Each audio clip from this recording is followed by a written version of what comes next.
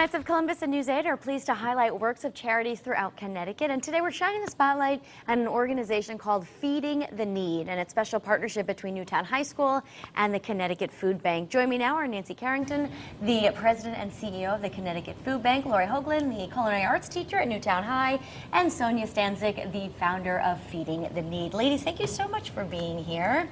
Nancy, let's start with you and talk a little bit about the partnership. We touched upon it in the beginning of the show, but just a little more, if you will.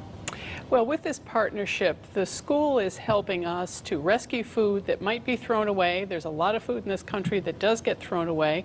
They are creating a fresh recipe every week of depending on what has been donated and getting it out to soup kitchens, places where homeless or needy people are being fed. So Lori, actually you said like chopped every day, right? Tell to me about the process. We receive many hundreds of pounds of food every Monday, and we don't know what we're getting. So it is chopped. We open up the boxes. It's like Christmas. You don't know what you're getting, and from that we need to figure out what we're going to make. And last week we actually made 70 trays, which we estimate to feed about 700 people, and probably 10 different entrees out of that food. So. And Sonia, where did the idea come from? Well, I had the idea at the end of my sophomore year, after this organization called HOBie came into my life. Have you heard of HOBie before? I have not. Tell us what HOBie is. HOBie is the Hugh O'Brien Youth Leadership Organization, and it takes one sophomore from every high school across Connecticut, and they attend a leadership conference. And after the conference, they told us to go back and make a difference in our communities. So through one of the service projects in HOBie, I came in contact with the New Street Shelter in Danbury, Connecticut, and I asked them what they needed, and they said prepared meals. So I approached Newtown High School, the principal, Mr. Dumais, and the culinary department with Mr. Neumeier and Mrs. Hoagland. And I just asked, could we maybe donate some leftovers to the shelter that I came in contact with?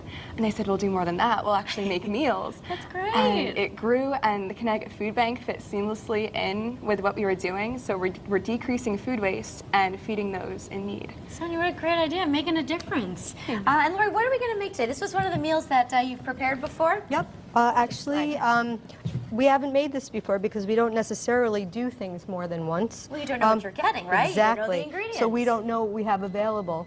So I'm going to make a couscous risotto, and we're calling it a risotto simply because we're going to add some cheese at the end. Typically, a risotto is made with a specific kind of rice and a specific technique. But in this case, we're going to saute some mirepoix, onions and garlic, and sweat those till they're translucent. And then we will add some spices. I have curry and cumin here to season our broth and our couscous ultimately. We'll add that in a minute. We'll give this a chance to sweat. Okay. Sounds great. I just wanted to ask Sonia, do you have other high schoolers involved in the organization with you? Oh, absolutely. All of the culinary students are involved, especially Matt Baldino. He's my partner in Feeding the Need, but he couldn't be here today. He helps out with culinary. He measures all the food and makes sure comes up with some of the recipes. It's a great creative process for the culinary students because they're given food that they have no idea of what's going to come, and they are forced to create meals from that. So it's great for them. We also have a club.